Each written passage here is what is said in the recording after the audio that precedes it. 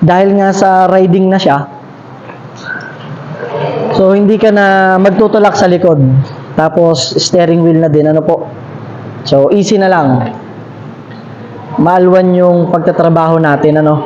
Siyempre maghahanap na lang kayo ng inyong driver para po mag-drive nito sa inyong palayan. Napakasarap umupo lang dito, tapos drive ka lang para ka nagde-drive ng kotse.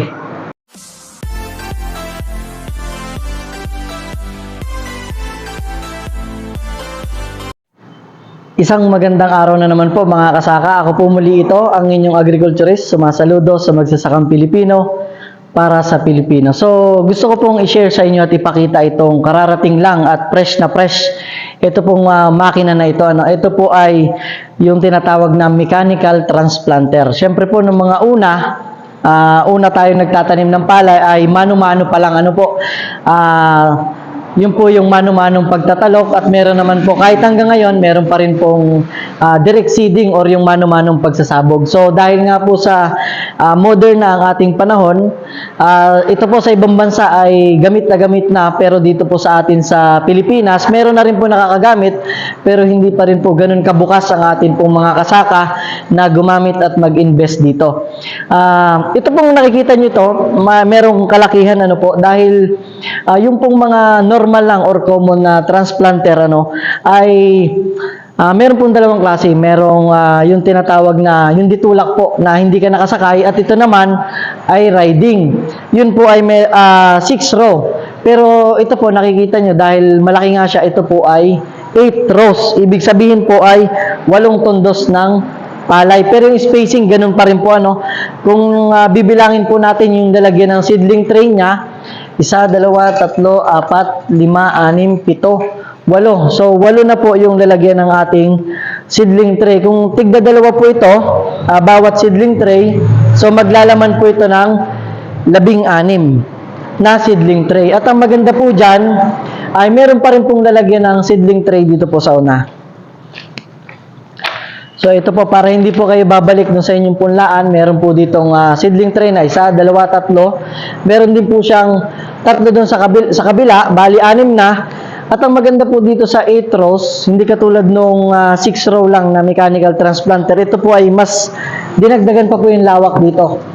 Ito po ay malawak na malawak, so pwede pa rin po tayo dito maglagay ng yung mga binhi sa seedling tray para maraming karga, hindi tayo pabalik-balik. So lagay lang po tayo dito ng lagay ng binhing palay na nakapunla na po sa seedling tray. So mas malaki po ito, at sa pagkakaalam ko po at sa pag-iikot ko dito po sa Mindoro ay ito po yung kauna-unahan pa lang na meron dito po sa Mindoro. At ito po ay Yanmar brand. Actually ito po ay for deliver na kay Sir Roel Bagsik dyan po sa Tigkan. Siya rin po yung isa sa mga kauna-unahan na nag-avail ng harvester natin, yung YH 850 na boom type, at ngayon naman ay itong 8 rows na transplanter. Kapag po ginamit na ito ay pupunta po tayo para makita nyo rin mga kasaka yung ganda kapag ginamit na po itong 8 rows na ito. So yun po, kung gusto nyo pong mag-avail din or napapaisip kayo na mag-invest, ay pumunta lang po kayo sa mga malalapit na Adamco branches. Nationwide po ito available. Lapit lang po kayo doon. Meron po tayong mga field marketing representative na tutulong sa inyo para po kung gusto nyo pong mag-avail nito, tutulungan po kayo. Ito po ay pwedeng cash, pwede ding financing, para mas maalwan every cropping, pagkatapos ng cropping sa kanyo po hulugan. So ang presyo po, pwede pong mag-comment kayo or lalagay ko yung number ko para matulungan ko po kayo sa presyo.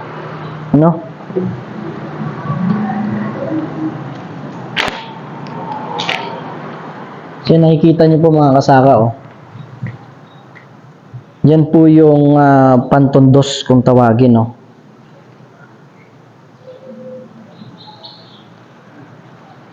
Mas malaki na siya. Tapos, ang maganda po dito mga kasaka, na lang siya. Ikot ka sir dito sa una. Dahil nga sa riding na siya, so hindi ka na magtutulak sa likod. Tapos, steering wheel na din, So, easy na lang. maalwan yung pagtatrabaho natin, ano. Siyempre, maghahanap na lang kayo ng inyong driver para po mag-drive nito sa inyong palayan. Napakasarap umupo lang dito, tapos drive ka lang para ka nagde-drive ng kotse. Pinagkaiba lang sa palayan.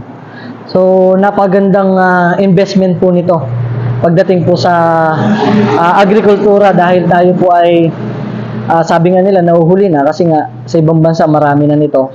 Dito sa atin nga ngayon pa lang, pero at least habang tumatagal ang panahon ay natututo na rin po yung ating po mga ilang kasaka na mag-invest sa mga ganito pong modern technology na tinatawag. So yan po, maraming salamat po ulit sa panonood, at kung bago pa lang po kayo ay huwag niyo pong kalimutan mag-subscribe, i-hit niyo ang notification bell para lagi po kayong updated sa akin pong mga susunod na videos. Thank you po.